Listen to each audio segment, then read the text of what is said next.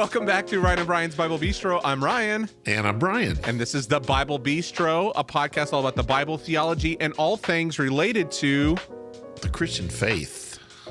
Our life, Christian life, faith, whatever. Anything is between. it Christian life? I thought it was Christian faith. Christian faith. You change this all the time. This is why I can't keep up. Listen, it's fresh. It keeps it fresh in everyone's mind. Curveballs. Next thing I know, this is the podcast all about the Bible, theology, and things related to the Buddhist faith or something. Yes. I don't know. Hey, let's see if anybody catches it. Yeah, there would be. Yes. Well, we're back. Well, I know nothing about Buddhism, so that's probably a good thing. Just meditate on it. You'll figure it out. But I do know a joke. Do you? Yeah, that was Zen and this is Tao.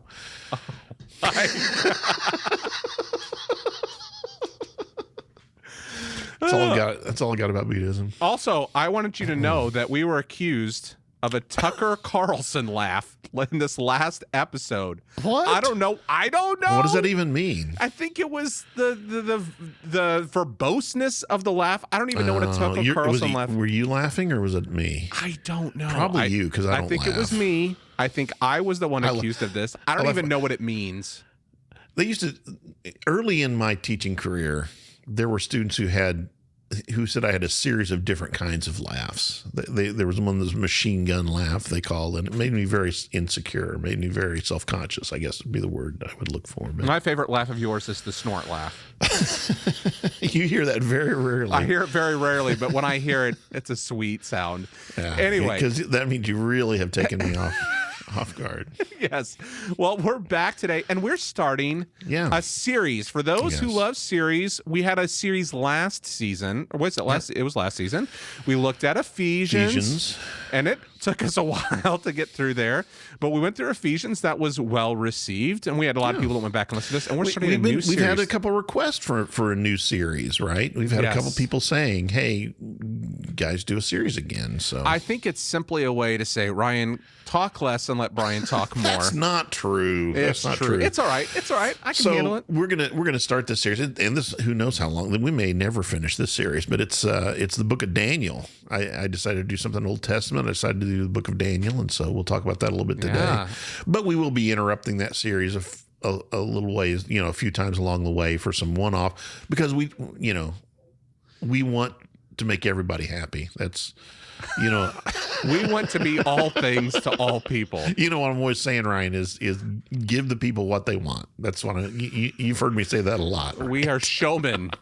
3-ring circus here. So yes, well, I'm excited to do Daniel. I don't even know how. Now I'm bothered. Now I just laughed. I'm thinking, is that it? I don't even know how Tucker Carlson laughs.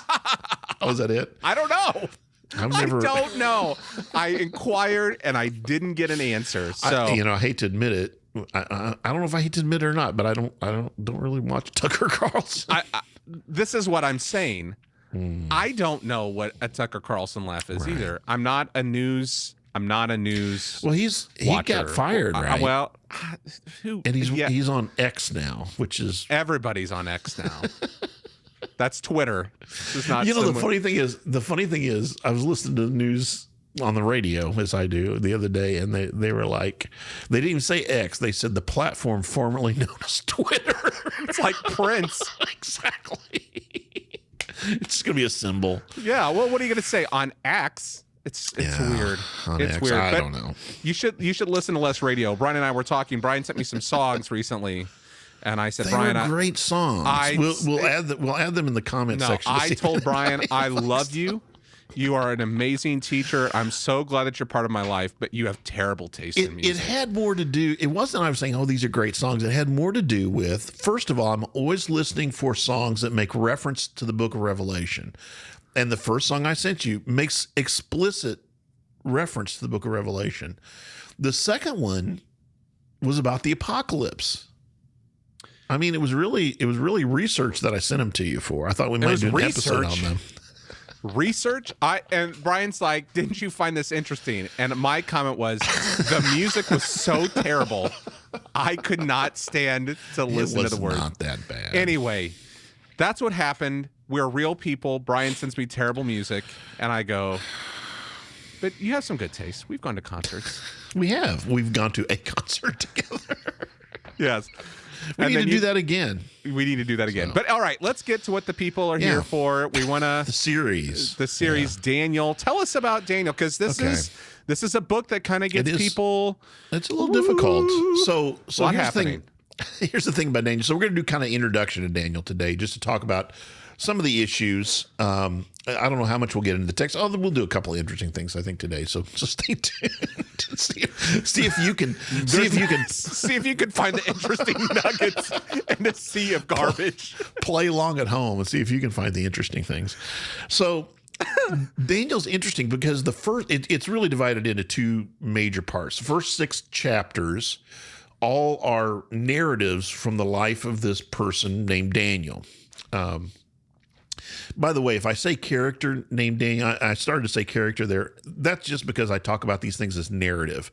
And a character doesn't mean the person isn't real. It's just saying that this is the way that it was put in there. Anyway, his name in the story. That's That's kind of proactively if I fall into that language. But the first 6 chapters deal with the stories of Daniel's life. And this is the story of a young man during the time when Babylon came and took the first captives away from Jerusalem in the beginning of what we call the Babylonian captivity. And it stretches through, the stories kind of, the first 6 chapters kind of stretch throughout his life until we get to the Medes and the Persians. By the time we get to chapter 6, the Medes and Persians are in charge then. And Babylon has already kind of gone from being a powerhouse into being destroyed. So it covers this whole period of time. I'll say more specific things about that in just a minute. But then the last 6 chapters, chapters 7 through 12. So there's 12 chapters in the book of Daniel, as we have them anyway, chapters 1 through 6, chapters 7 through 12. And chapters 7 through 12 are a series of visions that take place and are actually dated, as we will see, in connection with some of these other stories. So, the first 6 chapters of Daniel's pretty self-explanatory. In fact, if I just ask Ryan here, I'm sure he'll come up with some of those stories. Like we even do children's books, right? There's Sunday school lessons on the first 6 chapters. So what are some Daniel stories that you can tell There's me? a lion's den. Daniel in the lion's den. We have songs, right? Daniel, Daniel, Daniel, Daniel, Daniel in the lion. You know that song? Nope. Daniel in the lions, Daniel. I bet listeners at home are going, I know that song. So. Listen, I may be ignorant. I'm sure I'm ignorant sure you are, but ignorant just means you don't know I walked right into that one, didn't I? So anyway, Daniel in the lion's den, which some people know a song to, and what are some others? Interpreting the dreams. Okay, that's a little lesser known story, but yeah, and sometimes the interpreting the dreams. What are some others? You remember the one about the food? Yes. Okay. Yes. We'll deal with that next week. It's when Daniel and 3 of his friends are. Oh, yes.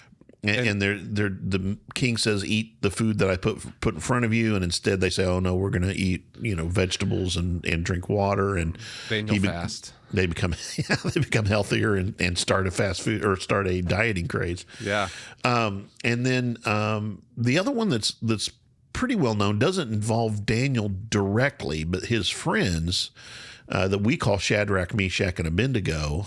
I don't know why we call them by their names that were given to them in exile, but Shadrach, Meshach, and Abednego, the fiery furnace, and that they will not bow down to this. So these are some of the stories. There's some others. They're writing on the wall, which is a little lesser known one. But these are the stories that take place during Daniel's life. Then the last 6 chapters are really apocalyptic, and we've talked about apocalyptic. In fact, we did an introduction to apocalyptic, but these are thoroughly apocalyptic visions that Daniel has dealing with the future. Do you remember some of the characteristics we talked about that apocalyptic has, Ryan? What are some of the? It's a direct, like there's a figure that's talking directly to them. Usually there's a heavenly guide of some sort, or divine guide, an angel sometimes, or sometimes it's in the book of Revelation, sometimes it's Jesus, right? Mm-hmm. Who's giving some of this otherworldly knowledge. Okay. Can you think of other characteristics of apocalyptic? Future future. Yeah, it deals with the future typically. It's usually very highly symbolic. That's one of the things that most people notice when you read an apocalyptic passage. That's one of the first things you notice. There's a very symbolic language, a lot of numbers, and a lot of colors that are used. I want to come back to that. I want to give you one example. In fact, go ahead and look at that now, if you would. Daniel 9 and 24 through 27. I'll say a couple more things about apocalyptic. So this guide kind of explains the situation, but it usually takes place in a situation where God's people find themselves in difficult circumstance, like being taken into captivity into a foreign oppressing nation, right? Right. And what it's trying to do is give the spiritual reality in the midst of what seems to be very difficult physical circumstance. So basically it's kind of saying, hey, yeah, I know things look bleak and know things look bad, but look, God is still at work in the midst of all of this. And so these visions have a really strong character like that. I didn't think you mentioned this earlier, but they're very Christological in nature too. They center on Jesus a lot. We would say Jesus, but the coming of the Anointed One. In fact, I may look at an example of that in just a minute. In fact, when I look at this in chapter 9. And so it often then deals with the end of the world. When we use the word apocalypse, like in that song I sent you didn't like, when we use the word apocalypse. Oh, did they talk about that? I couldn't hear it. Maybe you need a better audio system. But I don't think you listened to the whole song. But it deals with this idea of the end of the world. And that's where we get that idea of apocalypse or apocalyptic. But the word itself, apocalypse, I'll remind you, and again, go back and listen to our episode if you want some more detail on this, but apocalypse has to do with an uncovering, or our book Revelation. It's a translation of the word from which we get apocalypse. It's the idea of apocalypsis, to take the cover off of. In other words, to reveal what is hidden is the idea. And Daniel has this character. So I preached on this a few years ago, and I said, if I'm going to preach Daniel, I'm going to preach all 12 chapters, because the first 6 are relatively easy. They're narrative. The last 6, there's been a lot of really weird things done with, and a lot of ink spilled. One of those examples is what I'm going to have Ryan read just now in Daniel chapter 9. So this is where we find symbolic numbers, and I'll go ahead and tell you. Are you reading from the NIV? Is that what you're using? So there's a reference to sevens here, which can also be translated as weeks. The word that's used for sevens could also be weeks. So you get what I'm saying, 7 days or weeks. And so Danielic weeks become a big deal in some of these end of the world kind of schemes, these thoughts. Go ahead and read that for us. 70 sevens or weeks are decreed for your people and your holy city, to finish transgression, to put an end to sin, to atone for wickedness, to bring in everlasting righteousness, to seal up vision and prophecy, and to anoint the most holy place. Know and understand this. From the time the word goes out to restore and rebuild Jerusalem until the Anointed One, the ruler, comes. Okay, now stop for just a minute. So the Anointed One, and you can't see this because you guys are listening on podcast, but Anointed One is capitalized there, isn't it? Mm-hmm. It is. Okay. And what is that? What is that word Anointed One? We've talked about that before. What is that? Christ. Okay. This is Mashiach in the Old Testament. Mashiach in the Old Testament. So this is talking about the one who's been anointed. And here he calls him also the ruler. So this coming king that we call the Christ, right, that we're anticipating. So that's where that comes in. I just want to go ahead and just kind of go back and get that again. No one understand this. From the time the word goes out to restore and rebuild Jerusalem until the Mashiach, the ruler comes, there will be 7 sevens and 62 sevens. It will be rebuilt with streets and a trench, but in times of trouble. After the 62 sevens, the Anointed One will be put to death and will have nothing. The people of the ruler who will come out will destroy the city and the sanctuary. The end will come like a flood. War will continue until the end, and desolations have been decreed. He will confirm a covenant with many for 1 7. In the middle of the 7, he will put an end to sacrifice and offering, and at the temple he will set up an abomination that causes desolation until the end that is decreed is poured out on him. There's a lot happening. Yeah, there's a lot going on there, and we'll talk about that later. But the abomination that brings desolation is the other thing I wanted you to hear there. So this idea of the coming of anointed one, the Mashiach, the Messiah, we would say, or the Christ. And then we also have this idea that he's going to die, and there's going to be this period, a week, when the ruler is this other ruler is going to set up these things, and he's going to set up in the temple the abomination that brings desolation. Now, Daniel talks about this a couple of different times, and then Jesus, you might remember, talks about the abomination that brings desolation. When you see the abomination that brings desolation, then you will know.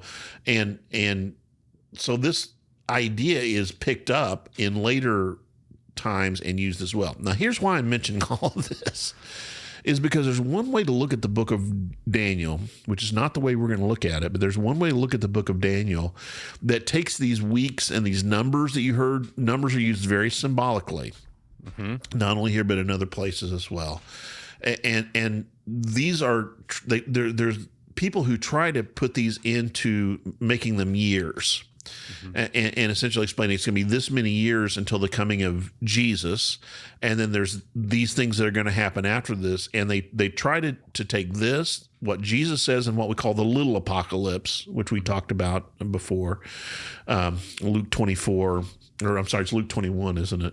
Well, yes. Wherever it is in Luke, and then it's Matthew 24 and Luke 21. Anyway, wherever it is, and then the book of Revelation, and they try to kind of tie these together in order to come up with this kind of blueprint for what the end of the world is. Well, that's not the way we tend to look at apocalyptic literature. And again, I think if you go back and listen to our other thing, or hang on and listen to this entire series, then you'll see a little bit more the way we deal with the apocalyptic. So that's what those last 6 chapters are really dealing with. So 6 chapters on the life of Daniel, 6 chapters on these visions that he has along the way.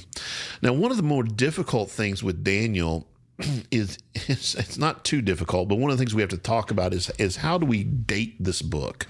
Where do we place it within its history? And there's basically 2 views, more or less. There's some variations of this. But the first view I'm going to call the traditional view. And this is basically taking at face value what the book says about its own date. And for a long period of time, throughout both Jewish history and also Christian history, this was understood just to be the date that Daniel lived at the time where the book says that he lived, and that these visions take place when he dates them within his own life, which he does. At the beginning of each of those, there's a date given in the way that the dates were done. So that's the first view. The other view, and I'll come back to this in a minute, is to see the book of Daniel really written as very, very late, so that it would be the very last book written in the Old Testament.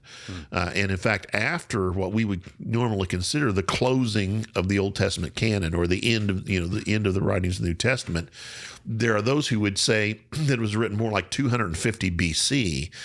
And the reason is they think it is written in the immediate aftermath of the prophetic things that Daniel says are going to happen.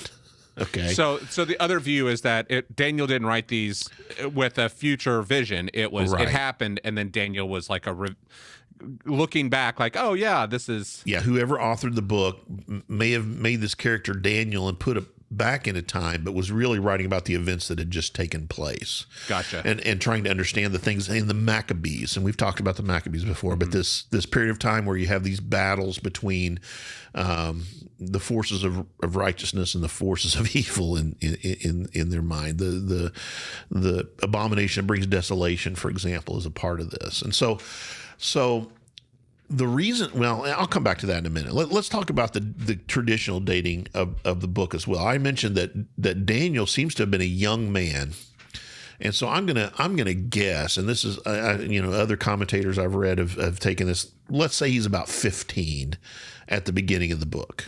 Okay, something like that, 15 to 20 in that range of time. Read then Daniel chapter 1. Well, I got it here. Let me read Daniel chapter 1, verse 1. I'll let you read Daniel 1:21. How's that? Okay, thanks, buddy. So here's how the book begins. In the 3rd year of the reign of Jehoiakim, king of Judah, Nebuchadnezzar, king of Babylon, came to Jerusalem and besieged it.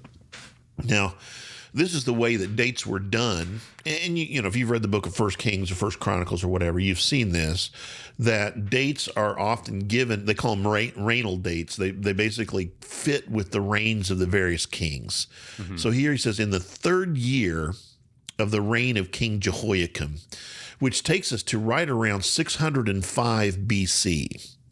Now that's a pretty significant date because it's just about that time, or just previous to this time, that the Babylonian Empire had really established itself by defeating the Egyptians in what's called the Battle of Carchemish. If you look at history, the Babylonians really kind of ascend as the superpower and are able to fight off the Egyptians, who during, you know, for this period of time and in this part of the world, the Egyptians were very powerful, even over the areas we care about, Judea, Samaria, Galilee, these areas. The Egyptians were really reigning during that period of time, but the Babylonians are able to take superiority in the Battle of Carchemish, which is around 605 BC. This is kind of I'll just mention this briefly. I think have we talked about Habakkuk before? I don't think so. The book of Habakkuk takes place right around the same period of time and is dealing with the same kind of issue. So there's a lot of kind of prophetic literature that arises during this period of time, because you're talking about a major shift. I mean, imagine this. You've got one superpower, the Egyptians, and then you have this kind of upstart empire that's coming from the east and defeating who was the superpower at that time. You can kind of, you know, if you put yourself in those, in that, it's a giant shift in dynamics of the world. Exactly. You can kind of imagine if that kind of thing, if you were living through a period of time when that was taking place, what a significant thing this would be. So the 3rd year of the king of reign of Jehoiakim seems to be around 605 BC. Now you read Daniel chapter 121, which is interesting because at the very beginning of the book, he says he stayed in Babylonian exile all the way till... Yep. And Daniel remained there until the 1st year of King Cyrus. Okay, so Cyrus is king of the Persians, and so we find basically from the beginning and the power of the Babylonian Empire until its fall, the Persians. And I'll go ahead and say that the king that's mentioned in chapter 1, not Jehoiakim, but the other one, the Babylonian king who's mentioned here, Nebuchadnezzar, is the most powerful emperor, if you want to call him that, or king of the Babylonian Empire. And really Babylon achieves its height of its power under his reign. Nebuchadnezzar is mentioned almost as much as any other foreign leader in the entire Old Testament. You know, he's mentioned a lot here in the book of Daniel. And so Nebuchadnezzar is the king. He comes and besieges it. And one of the things he does is he takes some of the best and the brightest in Jerusalem into captivity. And it seems like Daniel and 3 of his friends, we'll talk about this more next week in our series, but his three friends, Hananiah, Mishael, and Azariah, all go into exile with him, with Daniel. And so they're all given new names. And this is the thing that I think is so funny is we call them Shadrach, Meshach, and Abednego, which is the names the Babylonians gave them. But Daniel was given the name Belteshazzar, and we never call him Belteshazzar. He's always Daniel, but the other guys are always Shadrach, Meshach, and Abednego. Anyway, we'll talk more about that next week. So that's really the dates of his reign really kind of, or of his life, I should say, really kind of overlap the beginning of the Babylonians all the way till their end. And what is that in? Like, how long? Well, look at chapter 5. This is where I was going with this. Chapter 5 of the book of Daniel, verse 1. We'll have another one of these dating things. One of these things that kind of gives us a date. Well, not kind of, gives us a very specific date. 5:1, is that what you said? Yeah. King Belshazzar gave a great banquet for 1,000 of his nobles and drank wine with them. So after... And we'll talk about this chapter more in detail, but something happens at this banquet you might remember. I do. So Belshazzar succeeded Nebuchadnezzar after Nebuchadnezzar's death. Belshazzar is on the throne. Actually, I think he's not the direct descendant. I'll have to go back and look at it again. Evil Mordok is the direct descendant of Nebuchadnezzar. But after a period of time, not very long, because there's a couple of assassinations that take place where the kings are only on the throne for maybe 3 months or something like that. Belshazzar becomes the king. And what happens in this chapter, and we'll talk about it in great detail later on, and I'll read these other historical accounts of it, which is really interesting, at least to me. But but King Belshazzar was giving this banquet when they were being surrounded by the Medes and the Persians, while there was an army laying siege to Babylon. And this shows us to the city of Babylon. This shows us a couple of things. It shows us their arrogance. They saw themselves really as siege-proof. They had a huge walled area that they thought made it possible, possible for them to fend off any siege. And they also had a river that flowed underneath the walls, so they had all the fresh water they needed, which is that's the first problem when an army lays siege to you. You might remember Hezekiah built the tunnel in Jerusalem for that same issue. They needed to get to the spring, bring it inside the walls so that they were siege proof, that they could have fresh water, even if there was an army surrounding them and they couldn't go out to the spring to get water. And so this is what's taking place. And this very night, and Daniel gives us a couple of the details. He brings out some of the instruments that had been taken from the temple when Nebuchadnezzar sacked the temple. In fact, that's mentioned in chapter 1 of Daniel as well. But he takes some of these and he uses them in his feast. And that very night, the writings on the wall, literally, that's where we get that phrase. A hand writes on the wall these words, "Many, many tickle parson," which we'll talk about later. And he is found lacking that very night, and the empire is ripped away from him because the Medes and the Persians are successful. Now, I can give you an exact date on this. That's October the 12th, 539 BC, which is an interesting idea. This is mentioned by the person that we call the father of history, named Herodotus.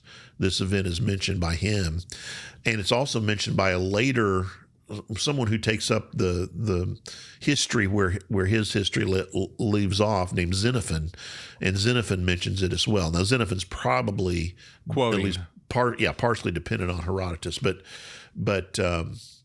both of them make a reference to this very feast and the things that happened that very night, which is interesting. And when we get to chapter 5, I'll read from those, and I just find it historically just fascinating. So that's October 12th, 539. Now, there's one more date that's given that's a little bit later than that. And I mentioned that even these visions are given dates in connection with Daniel's life. So, for example, chapter 7, verse 1 says, "In the first year of Belshazzar, king of Babylon, Daniel had a dream." So when Belshazzar arises to the throne of Babylon, then he has this vision.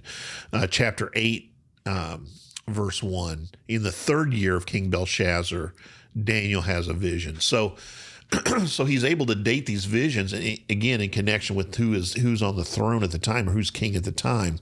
The very last one of these is chapter 10, verse 1. So go ahead and read that. Go ahead and read verse 1 there. Yeah. "In the third year of Cyrus, king of Persia, a revelation was given to Daniel, who was called Belteshazzar. Its message was true, and it concerned a great war. The understanding of the message came to him in a vision." And then chapters 10, 11, and 12 of the book of Daniel really deal with this vision. And it's a vision. The interesting thing, I'll go ahead and give away the ending now. That vision really goes from Daniel's present time to the coming of the kingdom of God. It really covers that whole period of time. And I'll say that theme of the kingdom of God is coming, despite what it looks like that God's people are in captivity and Jerusalem's gone, the temple's destroyed, and all this, that God's kingdom is coming is kind of the central theme to really the book of Daniel. So from the third year, and it's interesting, both of these are third years, from the third year of Jehoiakim until the third year of Cyrus is the span of Daniel's life. In the third year of Cyrus is 536 BC. So if you're keeping track, from 605 to 536 BC is almost exactly 70 years from the beginning of Daniel chapter 1 until Daniel chapter 10. So this book covers a span of about 70 years. Okay. Now, if you go back and you think, okay, how old was Daniel then when he was taken into captivity?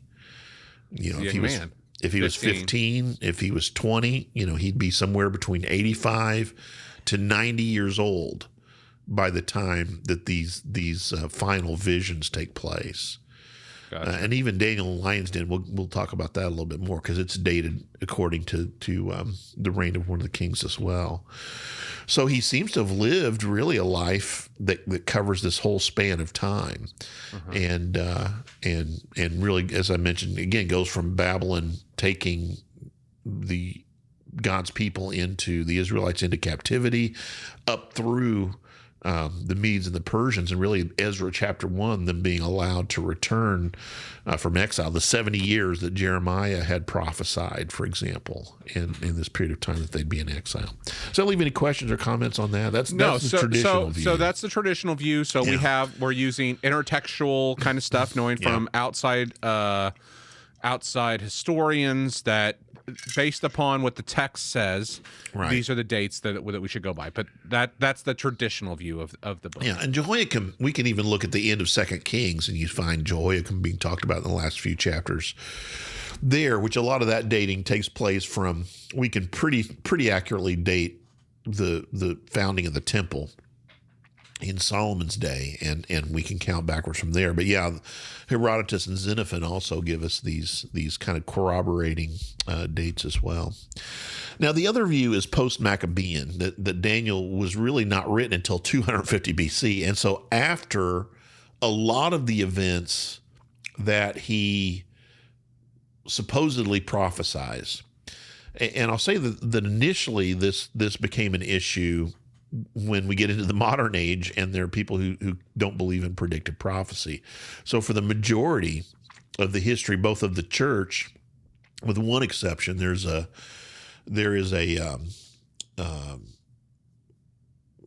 one writer in the 2nd century that writes a treatise against Christians, and he calls into question the dating of Daniel. But other than that one book, I'm trying to remember his name. It starts with a P-Y, but I can't remember the rest of it. It's not Pythagoras, for all you who are shouting that in the audience.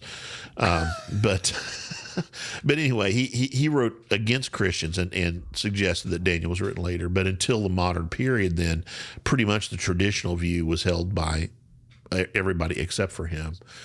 When we get to a period where people can no longer believe in predictive prophecy, we're going to see that some of these prophecies take place in exactly the way that Daniel says.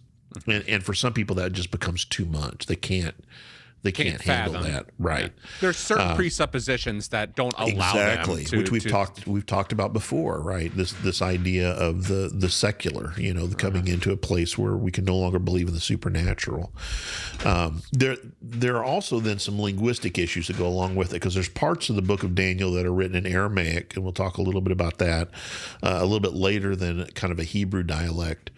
And there's even a few Persian and even a few Greek loanwords that are used in Daniel. And this isn't the reason people began to doubt Daniel, but after people began to doubt the predictive prophecy, they said, "Oh, but look, there's these other anachronisms that take place in the book that basically show that there's inaccuracy." So you have basically these two views.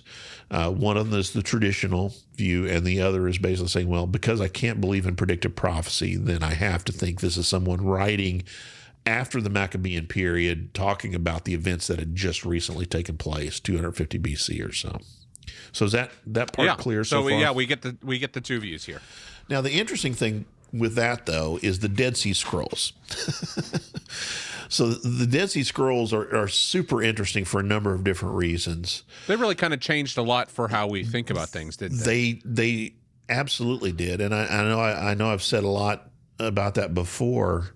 But our view of the Gospel of John, I've mentioned, of course, John's something I think about every once in a while, but the Gospel of John, our understanding of it completely changed after the coming of the Dead Sea Scrolls.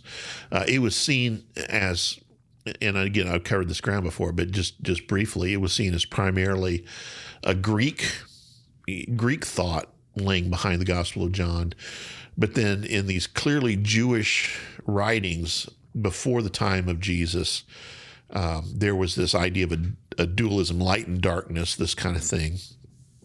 Not a Platonic dualism, but a dualism. And so people began to realize, well, John may fit better in this background. And so, yeah, it completely changed.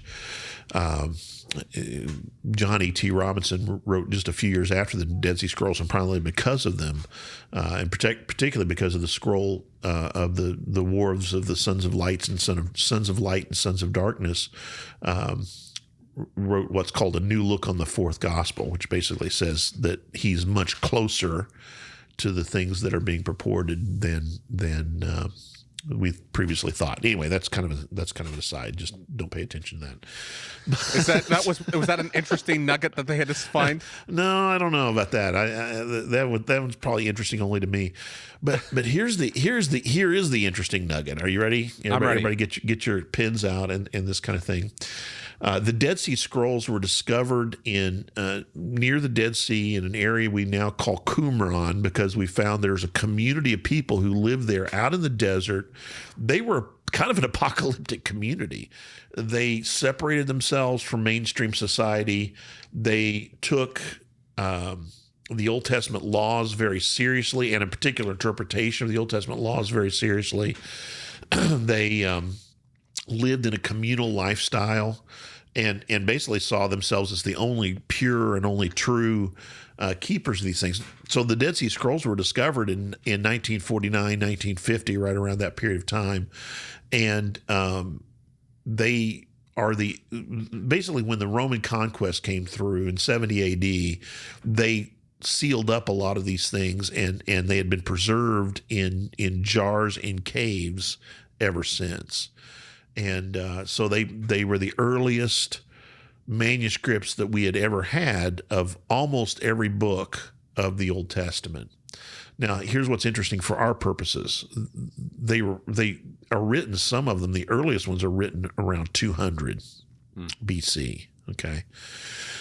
And so there are 8 scrolls, or eight manuscripts, 8 partial manuscripts of the book of Daniel that have been found among the Dead Sea Scrolls.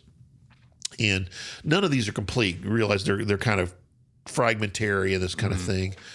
But every chapter in the book of Daniel has been accounted for except for chapter 12. And that just kind of makes sense, because whenever you have the end of a scroll is usually the thing to tear. To be the first one to go.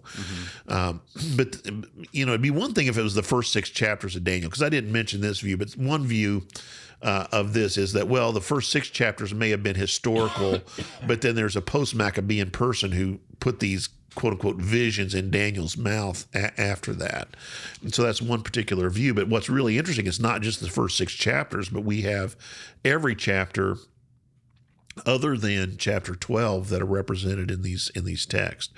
One of them is written in a script that seems to be 2nd century Hebrew. Now, here's what's fascinating about this, and we have to kind of think about this a little bit. That would mean that this community had to have adopted and made not one, but a significant number of copies of this scroll and considered it a part of their library, right? In Qumran, a lot of questions about what is considered canonical or non-canonical. And I'll say just one more thing about that in a minute that may or may not be interesting. But the idea is that within 50 years of the original writing of this, then the view has to be that it has become widely enough known and has become important enough to these people. A community which probably started in even closer to the period of time of the writing. And while 50 years sounds like a lot to us in modern times, Well, 50 years during, I mean, you correct me if I'm wrong, like, it might sound a lot, but like, for a community that is a written oral community, and for it to be considered authoritative that quickly and that widely known is very, very unlikely, is the way I would put it. Right. So just, we have to kind of remove ourselves from that, because if something happens in modern world today, we can hear about it. Well, I mean, we don't believe things that happened yesterday, but well, that's a different issue. That's a whole epistemology conversation. But if something happens, we can get information about it, and everyone quickly can start evaluating it. It's disseminated. I said decimated. Disseminated. In the ancient world, if something started somewhere, it takes time for it to grow and to spread in the community, and then also not just to become known, but to become authoritative in the community. Exactly. And that to me is the key. It's not just, this isn't just a new book. It doesn't seem, and I didn't mean to say this earlier. One interesting thing about Daniel as well is it is in the third section of the Old Testament writings. If you remember, we talked about this before. There's the Torah, which is very, set. That's the 5 books of Moses. There are the prophets, and it doesn't occur among the prophets. And we've even talked about before the former prophets and the latter prophets.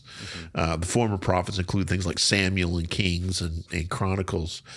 But then there is also this section of the Old Testament canon called the writings, and it's among the writings, which is again, and now I do think it is later, right, than some of the other things that we have, but it's not among the book of the 12. But we place it according to its size after the other 3 major prophets that we have, and so we put it at the end of Isaiah, Jeremiah, and those and Ezekiel. But anyway, the point I was going to get at with this is I do think it's very unlikely that quickly it would have not only become widely known, but would have also become authoritative within this community. There are also some references to Daniel as a prophet in other writings as well that lend credibility to this idea that this is a genuine book, and so I think we should take it as such. A genuine book, genuinely dated. Yeah, traditionally dated, right? And yeah, absolutely. Yeah, and one that I think we can trust to be what it seems to be, what it claims to be. Yeah. Well, that's really important as we jump into any book, and this is one thing that you and I've always talked about is like understand, and I think we talked about this during Worldview. It's not only when are you in the world, like it's so understanding when is Daniel in the world, what's he experiencing, and what's that context that helps us understand the meaning and purpose of these statements. And it is pretty amazing. And again, we'll see this when we get into not so much the first 6 chapters, but by the time we get into the vision chapters, there are some amazing statements that he makes. But even in chapter 2, even among the story, like you mentioned, the dream, interpreting Nebuchadnezzar's dream, you see some very specific historical events that take place far in the future that God seems to be giving him insight to. And that is, I've always said if I wrote a book on this, I would call it There Is a God in Heaven, because that's Daniel's reply to Nebuchadnezzar when he says, "Can you interpret these things for me?" And he says, "No, I can't, but there is a God in heaven who reveals mysteries." So, yeah. Well, that's great. Well, that's all I got for today, and then we'll jump into chapter 1, I guess, next week. Yeah, it was good. Else happened before then. Yeah. Brian? Do you have any recommendations, like as books or anything like on the Book of Daniel as we kind of jump into this? I'll bring a couple next week. I have a friend who's written a pretty good book on the Book of Daniel. I'll mention him next week, and I'll give you a couple of other references. Well, keep an eye out for those resources. And as I mentioned a while back, I'm working on the website, so hopefully we're going to have a section where you can, if you're interested in any of the books, that you can pick up those resources from our website, and we get a small cut from that as well. But same price, just buy it from Amazon, but we get a little something. But anyway, yeah, I'm going to start trying to put some of those resources together, so you can go to our website and find that as well. So, Brian, thanks so much for kind of giving us this overview of Daniel. I really appreciate it. I'm excited about this series. It's going to be... Yeah, share it. Let people know we're going to be talking about Daniel. I mean, the first, as you said, the first 6 chapters are pretty tame, narrative, story-driven, and then it's put on the seatbelts and we get the fun stuff, huh? Yeah. Yeah, excellent. The Funhouse Mirror. Yeah, well, if you're enjoying the podcast, share it. You go to our website. If you are appreciate the work we're doing, you can go in the upper right-hand corner, click to support us. You can become a patron for ours, and you can get a coffee cup, t-shirt, all the swag. Or just share. We'd appreciate you sharing if you think those in your church or your small group or anything that would find it interesting, share it along with them as well. All right, Brian. Thanks so much, and we'll see you next Tuesday. See ya. Bye. Bye.